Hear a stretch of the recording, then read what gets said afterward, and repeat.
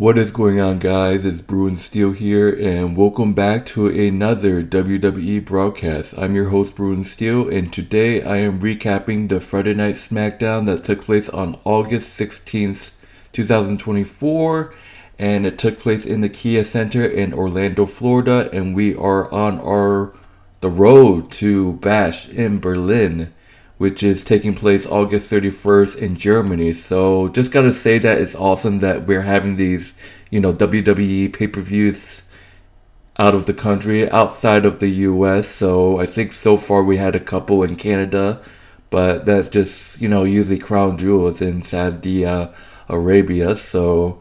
But anyways, as you can tell, my partner in crime, Canadian Yorker, would not be able to make it with me today. So we got some stuff going on. I'm actually going to hang out with him tonight. But anyways, if you want to go check out his channel, his YouTube channel will be in the description of this video. And that would do it, guys. For this introduction. But anyways, let's get back to this video. But if you're new to this channel, my name is Bruin Steel. I mostly do like WWE broadcasts, stuff like that, sports. Check out my old videos and stuff like that. Hit the like and subscribe button if you can. So let's get to it. So we start off Friday Night Smackdown with my girl right here, Tiffany Stratton. By the way, I bought a Roman Reigns shirt last week I believe it was. I don't remember, but last week. I just gotta support Tiffany again. It's been a while, but my girl Tiffany Stratton is in the ring throwing Nia Jax a championship celebration. So this is interesting because Nia Jax was supposed to have a championship celebration last week, but I think it got cut. So that sucks. So to start off the show, we got Tiffany Stratton. We got Tiffany Stratton presenting her with her title and a pink microphone, and Nia Jax walks out in a throne because she's queen of the ring, and now she beat Bayley at SummerSlam. Like I said, I'm kind of shocked. Look, I'm not that shocked that Nia Jax won. My original pick was Nia Jax, but I actually picked Bayley. I just feel like Bayley's title reign wasn't that good. Don't get me wrong, once again, I love you, Bayley, but your title reign was like trash. I'm sorry. But Tiffany presents Nia Jax with her title and a pink microphone. Nia Jax is overcome with emotion and tell her that she really shouldn't have. But apparently Nia Jax says there's a lot of pink, and she says that pink is not really her style. So apparently those losers, Chelsea Green and Pepper Nivens, were right about saying that, Nia Jax doesn't like pink. So Nia Jax just wants to destroy everything. So he said that Nia Jax says Tiffany's been really good to her and she appreciates it, but the style is more about destruction. That's what I said, like how she destroyed Bayley at SummerSlam, basically. So she wants everyone to bow down to her, and we actually see that Tiffany hesitated to bow down to Nia Jax. Tiffany begs off and asks if she means right now. Nia Jax kind of yelled at her and said that before she bowed down, she said that Pretty Deadly. Don't tell me Pretty Deadly and Tiffany Stratton is gonna become a faction. Like, I can't stand Pretty Deadly. No, please don't. This is just gotta be a one-time, thing, right? Hell no. But then, Pretty Deadly, they've been going around trying to do the musical, and they start awkwardly singing until Mia Ying attacks from behind with a candlestick, and Mia Ying has a grudge against Nia Jax, hitting the Nia Jax with a candlestick and Pretty Deadly with the candlesticks as well. So that's crazy. So that would do it for the opening segment. So basically, Mia Ying did get a championship match against Nia Jax. We have to see when it will be. I wouldn't be surprised if they actually book it at Bash in Berlin, because after this show, I did not see Nick Aldis announce next week there's going to be like 3 title matches. That's insane. Tag team title matches.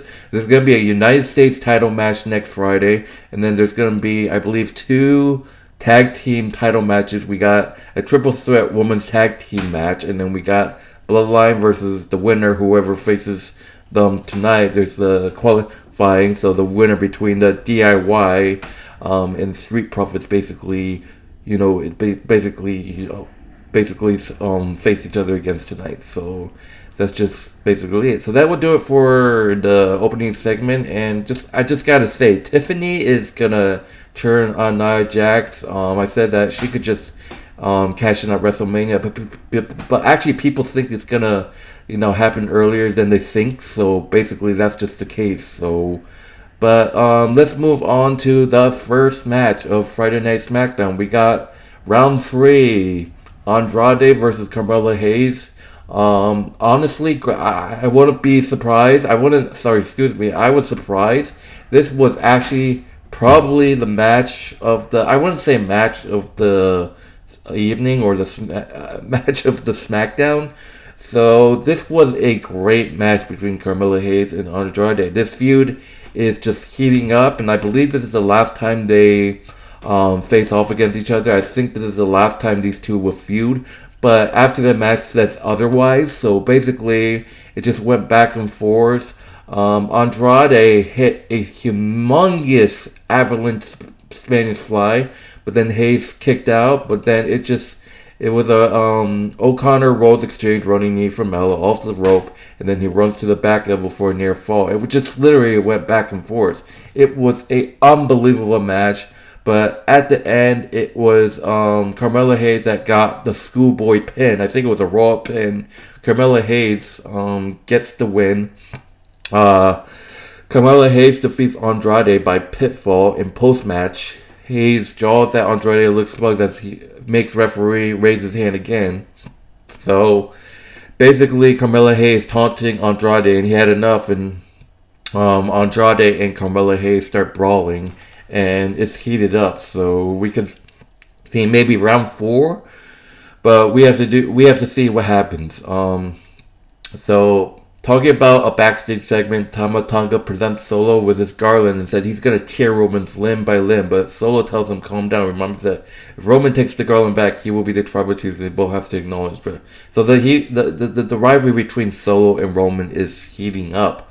I could see them doing a match. Winner will become tribal chief. Maybe. I think they're saving that feud because the thing is, Roman Reigns actually isn't gonna come back. So this is Roman Reigns. So just to let you guys know, there was a Bloodline segment main event once again, and basically Roman was written out of action. He's gonna be written out of action. He's not gonna come back until September 13th. So I imagine that they're not gonna book Solo and Roman at Berlin in Berlin, excuse me.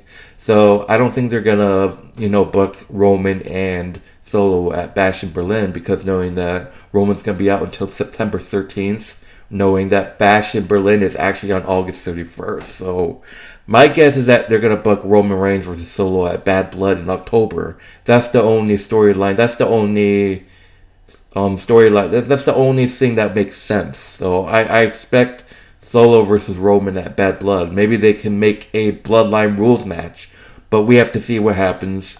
But anyways, moving on to the second match of Friday Night SmackDown, we got another rivalry that's heating up. We got Blair Davenport versus Naomi, and all I can say is Blair Davenport is doing a great job as a heel. She was, if you guys don't know who Blair Davenport is, she came up from NXT. She recently was drafted. She recently got traded from NXT to SmackDown in this previous draft night. So draft day or wherever. So she did great things on NXT, and as soon as that happened, she started a rivalry with Naomi. Honestly, this wasn't really. I don't really like this match in my own opinion. Like, holy shit. Like, Blair Davenport needs a new finisher. Like, it's just a regular knee strike. That's just that. It just went back and forth. Naomi slides under a mute kick, and it just went back and forth. But at the end, Naomi explodes with hydrants off the rope, split leg drop, cover for 2. And basically, Davenport stomps in the corner, wrist clutch, and was able to hit a knee strike. Pacificating Naomi, and Blair gets the win. Blair defeats Naomi by pinfall with a knee strike. Like I said, Blair Davenport needs another finisher. Like it's crazy. But let's get to the next night. Look, it's great.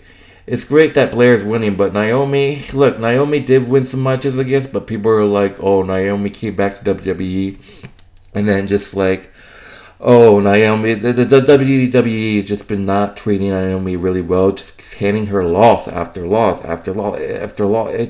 It needs to stop. I guess Naomi did get a win before. I don't remember against who, but let's get moved on to the next segment.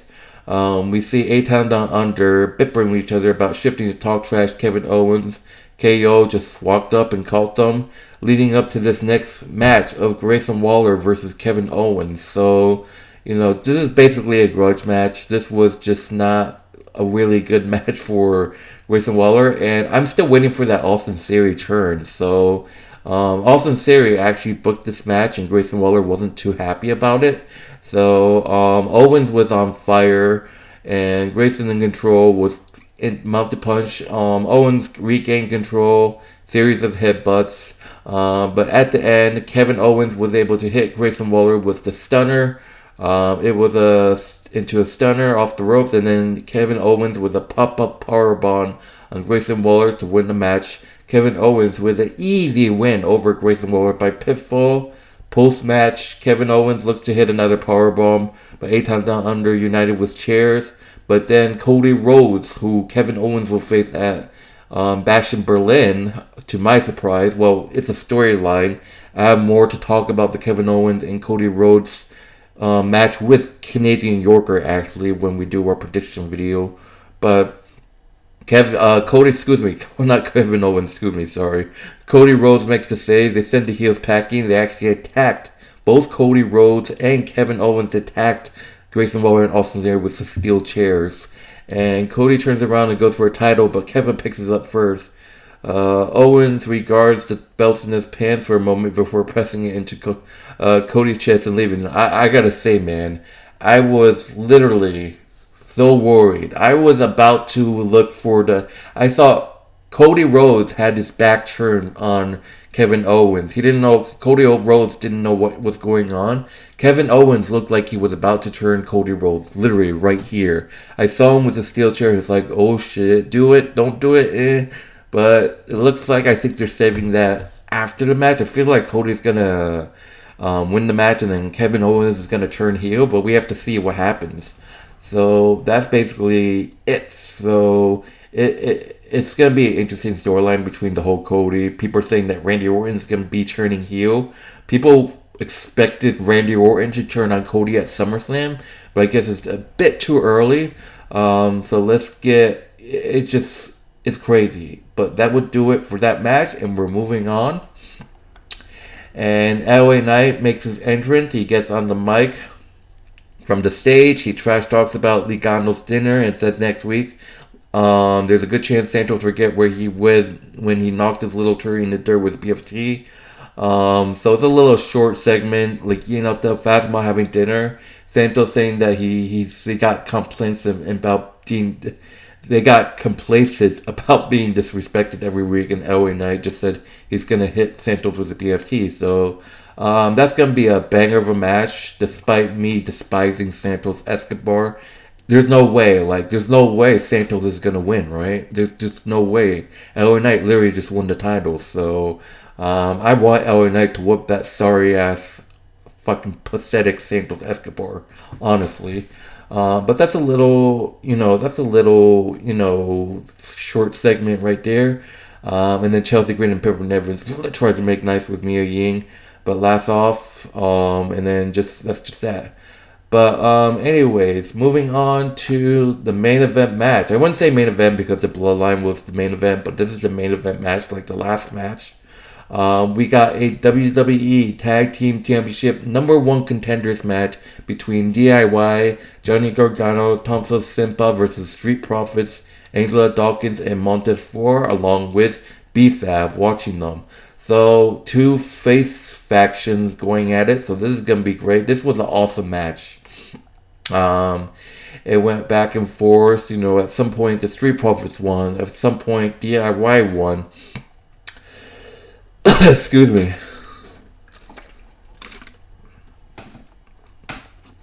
But at this point, it was a great match. Ford was a zigzag. Gargano tries to cut him off. Montez gets the 450 splash, but Ciampa had time to get his knees up. Tagging John, shattered machine. Dawkins break it up. It just went back and forth. But the Superman speed counter was the Ace Crusher electric chair. And then the Street Profits was able to hit a Blackbuster Doomsday device on Johnny Gargano. Street Profits was the huge win over DIY. And DIY is a little disappointed. There were some indications that DIY might become a heel faction because they've been losing a lot of matches lately, and they had a really, really tiny title range. If you think about it, I can probably see DIY becoming a heel faction because, look at it, they lost their tag team titles in their hometown. Their reign wasn't too long, and they've just been losing matches. So I can see probably DIY at some point in the future become a heel faction. So we have to see what happened. But we're going to get the Bloodline versus the Street Profits next week. We all know the Bloodline is going to absolutely destroy the Street Profits. But the Street Profits defeats the DIY team of Johnny Gargano and Tommaso Ciampa, Angelo, Dawkins, and Montez Ford, defeating Johnny Gargano, becoming the number one contenders to the WWE Tag Team Championship. Alright, so that will do it, and moving on to the main event. The main event segment with the Bloodline. Solo Sikoa makes his entrance, flanked by Tonga. And back from commercial, Solo demanded Orlando to acknowledge him. He mostly say OTC chants. He said that he calls out Roman Reigns and tells him to come take the Tribal Chief Garden. Roman Reigns makes his entrance and Solo removes the garden, heading it to Tonga. And then Roman and Solo starts to Solo and Roman started to brawl. And the Tonga attack Reigns from behind. And then the Roman Reigns laid out Tonga with a rock bottom, throws him into the floor. After clearing the announce table, he cooks Tama for a power slam, but Solo recovers enough to meet him with punches and throw him back inside. Solo Sikoa goes in with him. He tried to go with the Samoan spike, but Roman ducked and hit the Superman punch and spear. Roman Reigns was gonna go get the garland, but then Jacob Fatu. I knew something was gonna happen, guys. I knew something was gonna happen because Roman Reigns was not scheduled to be in the next couple of weeks. Roman Reigns was gonna be scheduled to come back September 13th, so they gave Roman another 2-3 weeks off. So it's like Solo's gonna. I called it last week. Last week, I said Solo's going to be standing tall, and this is where it starts. Jacob Fatu is back, and he lays out Roman Reigns with a super kick, mounted punches, and he throws Reigns into the post hard. Exploding out of the corner, he hammers Roman with a oldie Patricia that hurt so hard. The Samoan werewolf throws Reigns out of the ring like a sack of garbage. And then the Bloodline hoists Roman up. Triple powerbomb through the announce table. They throw Roman Reigns back in the ring and drag him around. Tama crowns Solo with the garland, getting a new Bloodline throw their ones up, standing tall over Roman's fallen body. So like I said, I had this coming because it looked like Roman's going to have another 2 weeks off. By the way, shout out to the Samoan family. Roman lost his father like a couple months ago, and then now Roman has lost his uncle. I can't really say the Samoan name on Donnie. I can't remember, but Roman has done it all. Jey Uso had a little tribute after a dark match, but condolence to Romans and the whole Samoan family. It's just tough to see that now these two, the Wild Samoans was just an all-time great tag team back in the day. That is Roman's dad and uncle, I think, as a tag team. Yeah. Like I said, I feel young. I feel young. I don't know anything about the history back, but I know the Wild Samoans was a hell of a tag team back in the day, in those old days. But just that. So Roman's gonna take some time off. So that's basically what the plan is. Like I said before, they're not gonna do Solo versus Roman at Bash because Roman's not going to be around, so they're probably going to be aiming for Bad Blood in October, probably a Bloodline rules match between Roman and Solo. Winner gets the trophy. It's something similar that Roman and Jay did at SummerSlam. It was a tribal chief brawl or no disclosure or whatever, and then winner. That's when Jimmy Uso betrayed Jay. But anyways, not gonna talk too much. My name is Bruin Steele. In terms of my grading of this show, I give this a. I mean, it was okay of a show. I liked the ending. I liked some of the matches. So I'm going to give this a B minus. So that's my grading for this show. That would do it, guys. Thank you guys for watching. My name is Bruin Steele. If you haven't done so, like, subscribe. If you're new to my channel, comment below what your favorite WWE wrestler is.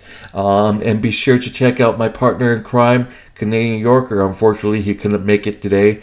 But I will be hanging out with him today. So be sure to check out Canadian Yorker's channel. The YouTube link will be in the description of the video, as well as me and Canadian Yorker's WWE Wrestling Bros wrestling channel. That will also be in the description of this video. So that would do, guys. Thank you guys for watching. Take it easy, guys. I hope you guys enjoy yourselves. And that would do it, guys. And I will see you guys in the next broadcast. And see you guys later. Peace.